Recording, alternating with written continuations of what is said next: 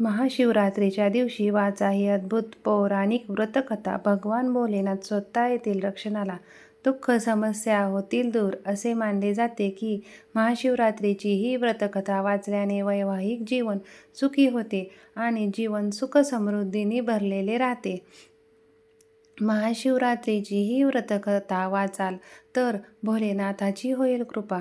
महाशिवरात्रीच्या आख्यायिकेनुसार एक पारधी जंगलात शिकार शोधण्याकरिता झाडावर बसला होता.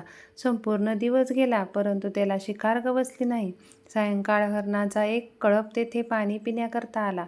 पारधी त्याच्या दिशेने बाण सोडणार तेवढ्यात त्यातील एक हरीण पुढे येऊन पारध्याला म्हणाला, हे पारध्या, तू बाण सोडणार आणि आमची शिकार करणार हे अटळ आहे, परंतु मी तुला एक विनंती करतो, मला माझ्या कुटुंबाला एकदा भेटून येऊ दे.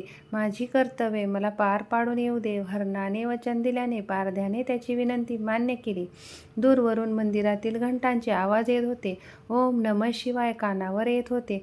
पारधी ज्या झाडावर बसला होता ते झाड बेलाचे होते. सहज हाताला चाळा म्हणून एक एक पान तो खाली टाकत होता. त्या झाडाखाली असलेल्या शिवपिंडीवर ती बेलाची पानं पडत होती.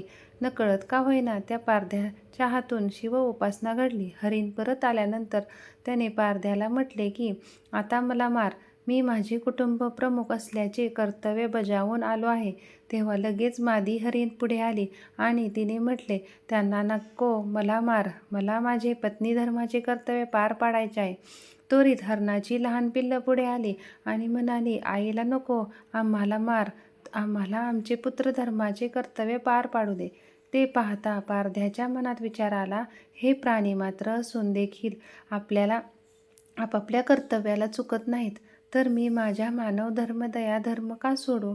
त्याने सर्वांना जीवदान दिले. देवादिदेव महादेव हे सर्व पाहून हरणावर आणि पारध्यावर प्रसन्न झाले आणि त्यांनी त्या सर्वांना कृपाशीर्वाद दिला आणि सर्वांचा उद्धार केला. हरिणाला मृग नक्षत्र म्हणून आणि पारध्याला व्याघ्र नक्षत्र म्हणून अवकाशात नेहमीकरता स्थान दिले. हा प्रसंग ज्या समयास घडला तो दिवस महाशिवरात्रीचा होता. अशा प्रकारे शिवरात्रीचे व्रत पाळल्याने शिकारीला मोक्ष आणि शिवलोक प्राप्त झालं.